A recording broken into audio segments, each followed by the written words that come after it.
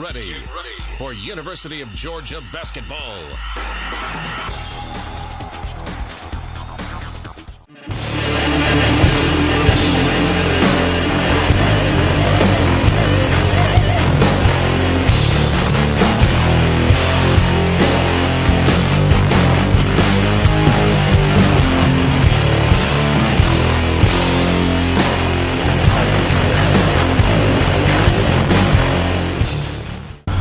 Alright, ladies and gentlemen, so at first, last night I said that the Georgia and Bellarmine preview would be on one separate video, or a Bellarmine review, and then the Maryland East Shore video would be on a completely different preview. Not the case, so there will be two completely different videos.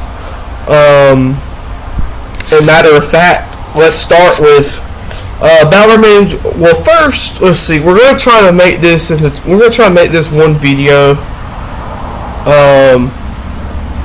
I guess we could recap the Georgia-Florida game real quick, but there won't be no highlights because I'm not getting this video blocked or taken down. They took down 3 videos I tried to post of the Georgia-Florida game Saturday with the Scott Howard radio highlights and then the full game replay. So bear with me. I know I'm basketball mode for a second, but bear with me and let me get this right here. So Georgia goes down the field first and throws their touchdown. Then Florida has to punt. Then Georgia has to punt. It's a 25-yard punt, and then DJ Lagway throws a touchdown pass, a beautiful pass, to tie it 7-7. Then on the next possession, literally the next possession after that, Georgia throws a pick. Stockton tried throwing it to Noah Thomas, and it bobbled him. Noah Thomas bobbled it. You can't blame that on him. That's his freak interception. And then Florida gets a field goal. And then the late play, Stockton dropped back the threw it forward. They tried calling it a fumble. They did call it a fumble. Then it gets reviewed. And then Georgia gets to kick a field goal out of it. It's 10-10. Georgia goes down the field and scores on their first possession of the third quarter. Then Florida goes down a very, very long drive and scores 17-17. Georgia has to punt. I think Georgia punted and Florida went down the field and kicked a 54-yard field goal. They're up 20-17. Georgia gets nothing going on their drive after that. Then Florida with another long drive with 8 minutes to play in the game. And was thinking they could seal it on 4th and 1 instead of taking the points. Florida decided to go for it, and it didn't work. They missed it, and then Chauncey Bowens a few plays later with the long run for 45 yards or something like that. And then after that, Georgia defense had to get a stop, and they did. So Georgia wins that game 24-20. Over Florida. Very good to beat the Gators again for the 5th time in a row. Georgia is playing Mississippi State this week in a very early game because we're in basketball season, because there's a basketball game before that game. There'll be no preview for that game, but I mean it's pretty much out there anyway regardless. If you really feel the need to do it, there's somebody out there who already has. But let's get to basketball. Georgia, and what a great day it was yesterday first. You had all kind of great games yesterday. We're going to look at the SEC yesterday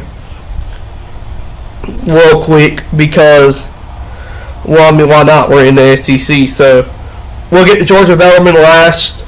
Arizona beat Florida 93-87. That's a very shocking game. That's shocking because I had Florida winning that game. Arkansas beat Southern 109-77.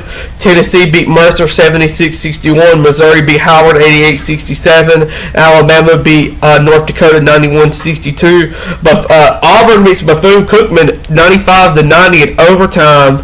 Auburn was up 3 with 2 seconds left, and Bethune-Cookman got fouled on a 3-point shot and sent the game to overtime. But they lost in overtime, of course, 95-90. Texas A&M over Northwestern State, 98-68. Vanderbilt over Lipscomb, 105-61. Ole Miss over Southeast Louisiana, 88-58. And then Oklahoma over St. Francis, 102-66. Today, there are 3 SEC games today. Kentucky and Nicholls North Carolina A&T, South Carolina, and Texas and Duke. I'll just give my opinions on these games. Kentucky will beat Nichols, obviously. If you're a follower of the channel, you know that I'm very high on South Carolina basketball this year. Hopefully I'm right, but the Gamecocks play North Carolina A&T. That should be a way to start off the season good with a win. And then Duke and Texas. I think you're stupid if you choose Texas in this game. I'm sorry. I mean, Duke's going to roll all over Texas. It will not be pretty. And then, of course, the score I didn't mention, which is what we're about to talk about. Georgia 104 and Bellarmine 59. So, we're gonna analyze it, and I got to go find my box score real quick for the one that Georgia released. The first half was very interesting. Bellarmine. They had that one guy, his name was like Karashinsky or something like that, and I mean he was pulling up from 28 to 30 feet and straight up like hitting them, man. I mean it started to worry me because I think it started to feel like that Georgia Tennessee Tech game last year in the season opener when Tennessee Tech was only down 2 or 4 at halftime, and they were just heaving up shots, and they were just going in. It felt like a lose-lose situation because you go on the court, you're Georgia, you make your shots that are 2-pointers, and then what do you do on the other side? Well, this team's literally not even trying, they're heaving up shots and they're going in, so it's very unfair, but that's how the game of basketball works. You can heave up shots and they all go in. I'm trying to find my box score again so I can give you guys the box score. I haven't found it yet, so give me a minute.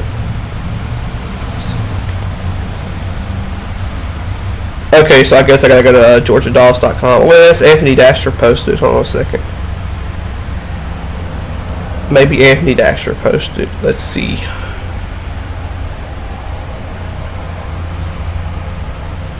Or somebody posted, I hope. Okay, this isn't the box score I wanted, but this would do. For first, let me finish what I was saying about the first half, and then at around the 5 or 6 minute mark, Georgia got it going, and it was great to see. Blue Cane was on fire, and Kenny Catchings was playing great, and a lot of these guys aren't known remotely worldwide. I mean, yeah, obviously, there's a lot of people that know Blue Cane. He's been with Georgia now for 3 years, so obviously you would know him. But guys like Justin Bailey and Catchings, and Smurf Melinder and all these guys who come from smaller schools that a lot of people really didn't know, they showed out. I mean, I'm trying to think of a nicer way to say this. Georgia did lose a lot last offseason. We lost Silas Demery Jr., we lost Asa Newell, Dakota LeFew, Deshae Montgomery, who transferred to Dayton, who's playing wonderful in their exhibition games. Even losing all that,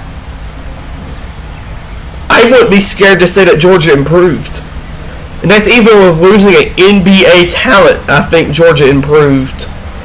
Now, obviously, this team has Asa Newell along with it, and they would be almost unstoppable. But Georgia's brought a core guy. Georgia's brought some guys in, and now the Dogs, they look really good. Auburn went to overtime with Bellarmine. Auburn went to overtime with Bethune-Cookman. Georgia beat their team by 20 points or so. So, from that standpoint, you're like, okay, yeah. Think about Georgia's 1-0. Florida is 0-1. Georgia Tech is 1-0, but barely escaped. Georgia's in great hands. But here are your box scores from last night. Kenny Catchings had 9 points, 3 rebounds, 2 assists, and 1 steal. Salvatore Sorrell had 8 points, 6 rebounds, and 2 blocks. Blue Kane had 15 points, 4 rebounds, 3 steals. Jeremiah Wilkinson had 15 points, 2 rebounds, 1 assist, and 3 steals. Justin Abson had 3 rebounds and 2 blocks. Jake Wilkins had 2 points, 2 rebounds, 2 assists, 2 steals, and 1 block. Kareem Stagg had 8 points, 3 rebounds, 1 steal. Dylan James had 6 points, 9 rebounds, 9 points, 6 rebounds, 3 assists, 3 steals. Mark Belinda had 8 points, 5 rebounds, and 3 assists. Justin Bailey had 8 points, 1 rebound, 1 steal.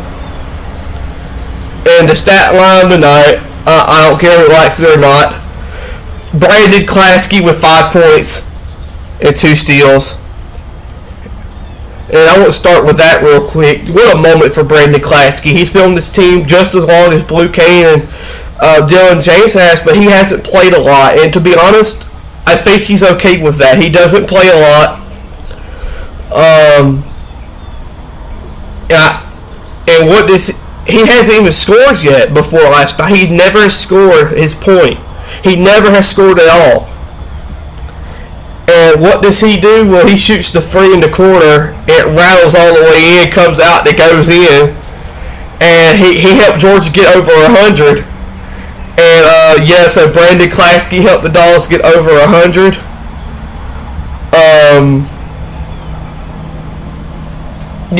It's just, and then how does he follow that up? He gets the steal and then lays it in. Or Wilkins gets I think he stole it. Wilkins threw it to him, lobbed it to Klasky, who was there and laid it in. Or something like that. But 5 points for Brandon Klasky. That just makes me so happy. Makes me so happy. Remember a game against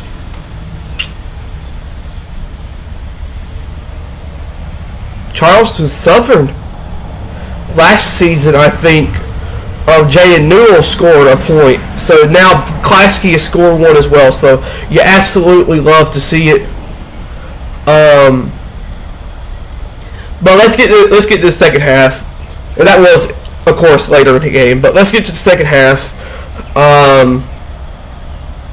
Georgia, once again, coming out slow in the second half. First 5 or 6 minutes, a 22-point lead got trimmed down to 14 or 13. Then after that, you have to start. Georgia digs herself out the hole. And not a hole, really, but when you're up 20 points, now you're only up 14. Mike White timeout, and he's like, all right, guys, let's get it together. And then obviously they did. And I understand that we're 3 games into the season, but in 1 official game. But you think about the Georgia State game. Georgia was up 18-17, blew it in the second half. Georgia State got it down to 1 at one point.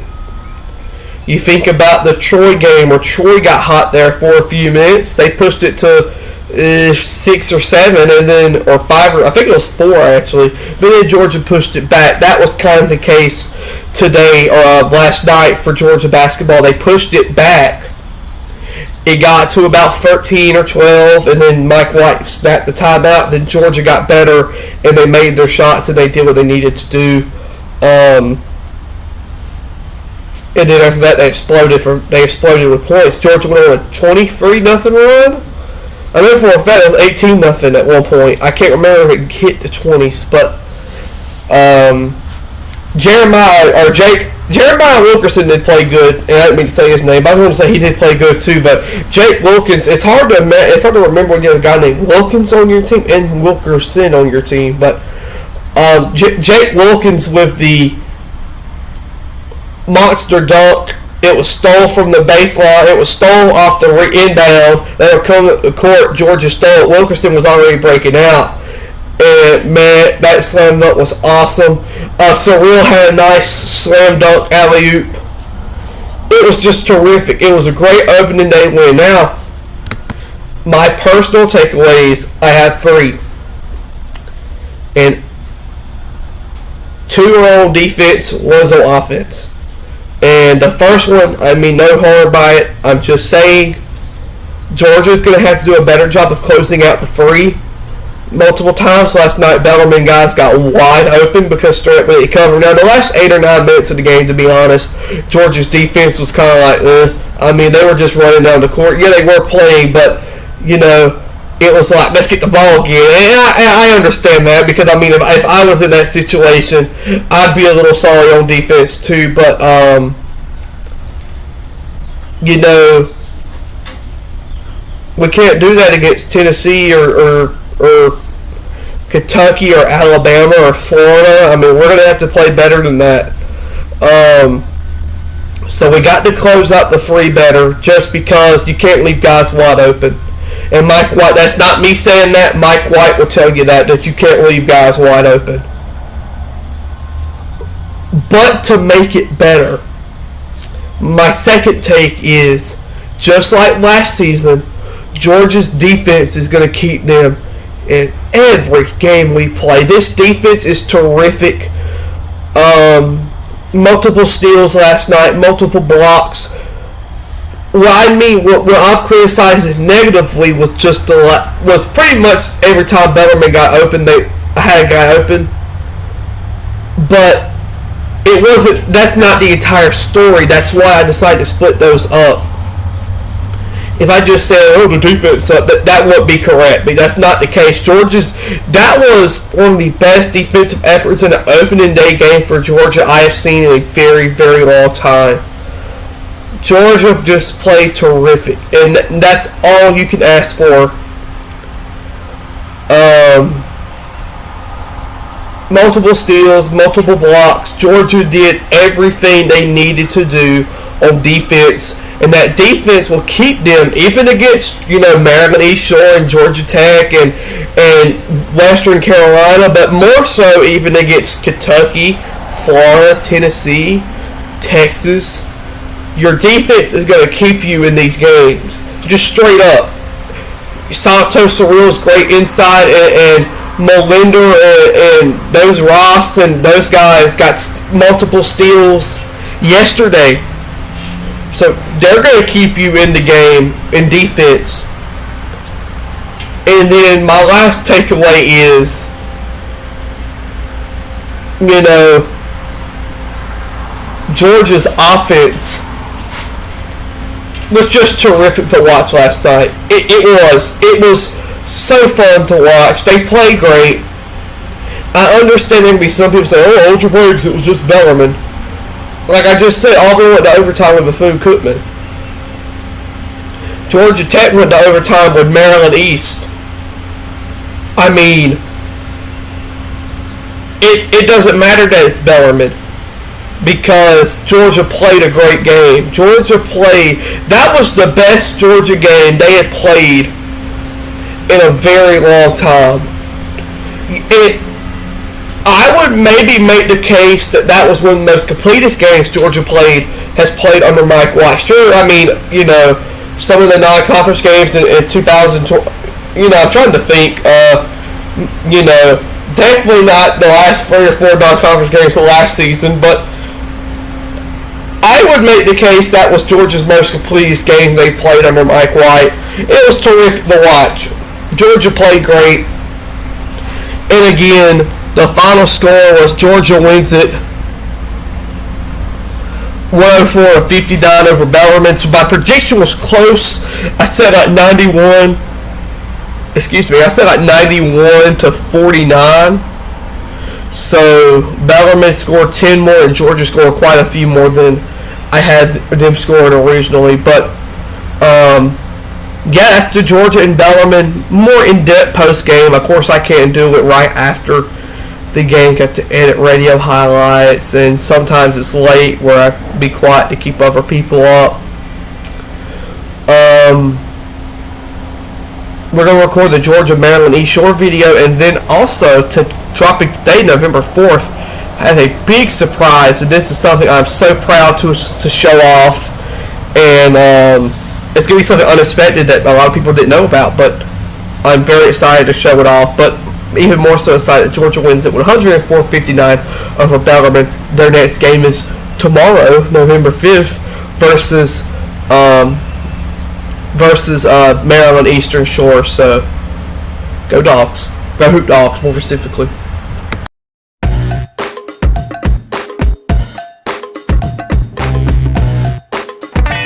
Dogs do the improbable, the unthinkable, the unbelievable. They beat Arkansas and go wire to wire to win the SEC tournament.